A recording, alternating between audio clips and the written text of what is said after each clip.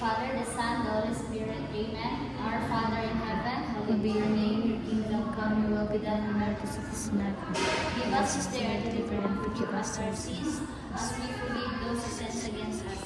Do not bring us to test, but deliver us from evil. Okay, class, good morning. Good morning, Ma'am. Okay, before you take your seat, can you arrange your chair and pick up pieces of paper? Okay, before I start my discussion, I will check your attendance first. Akain, Present, Ma'am. Burato, Ma'am, present. Flores. Present, Ma'am. Okay, very good. No one is absent. So, do you have your assignment, class? Yes, Ma'am. Okay, please pass in front because I will check later. Okay, class, before we start our lesson, let us review first. What was our lesson yesterday? It's all about string instrument. Okay, what is strings instrument? String instruments are musical instruments that produce sound through rotating strings. Okay, very good. So before I start my discussion, class, who knows how to whistle here? Teacher. Okay, Mary, pwede ka maghatag example sa whistle? Yes, teacher. Okay, very good, Mary. Okay, class, clap your hands. Okay, class, what comes in your mind about sa gibuhat ni Mary nga whistle?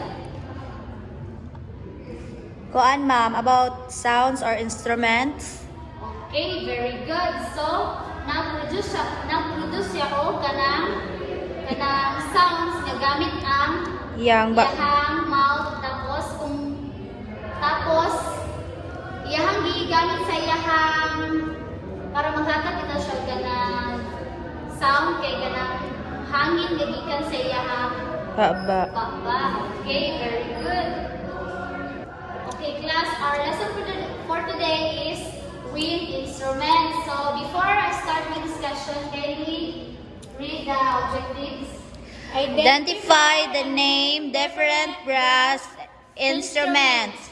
Express a preference for a specific brass instrument. Demonstrate lip buzzing to simulate playing a brass instrument. Okay. Wind instrument is a musical instrument that makes sound when you blow air into it.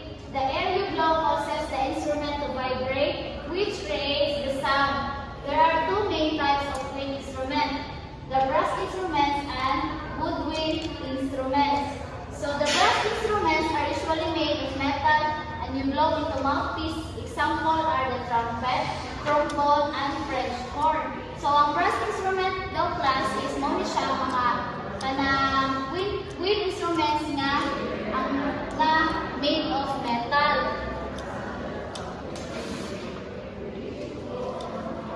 One is a trumpet. So the trumpet is a small and makes high bright sound. It's often used the bands and orchestra. So kani trumpet is mo ni siya kanang gamay ni siya nga instrument pero tapos siya kanang high bright bitaw iyang sounds dayon wala pud siya mo pud siya kasagana ginagamit sa mga orchestras. Second is trombone. The trombone is a bit bigger and has a slide that you move back and forth to change the notes. It makes deep, powerful sounds.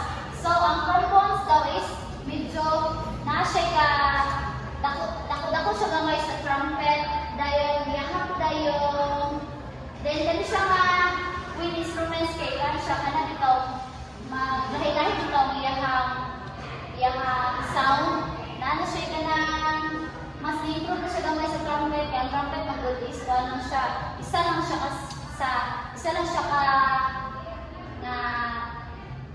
sound na inyong maduhog. There is a trombone is nana siya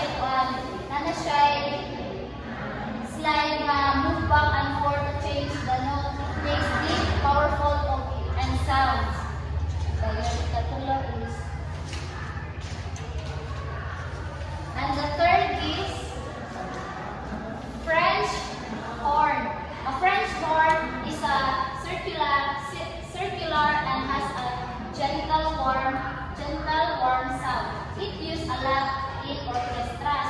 So, kani siyang French horn is, mo siyang masagara ginagamit yun sa orchestras. Kaya tungod na siya gentle warm sound.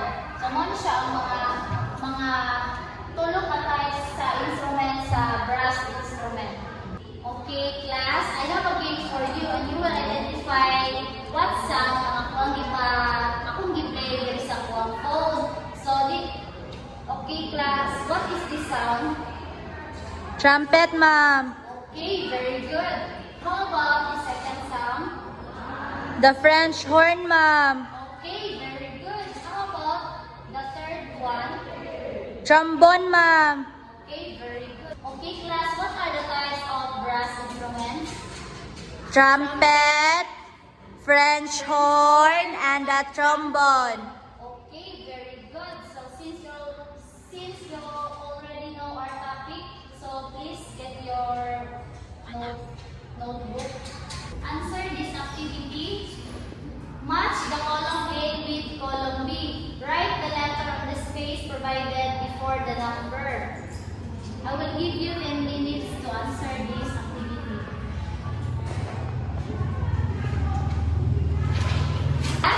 Yes, teacher. Okay, let's proceed to your assignment.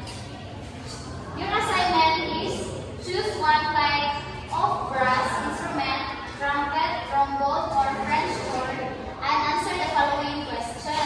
So please pass on Monday. Yes, teacher. Okay. Goodbye, class. Goodbye, teacher.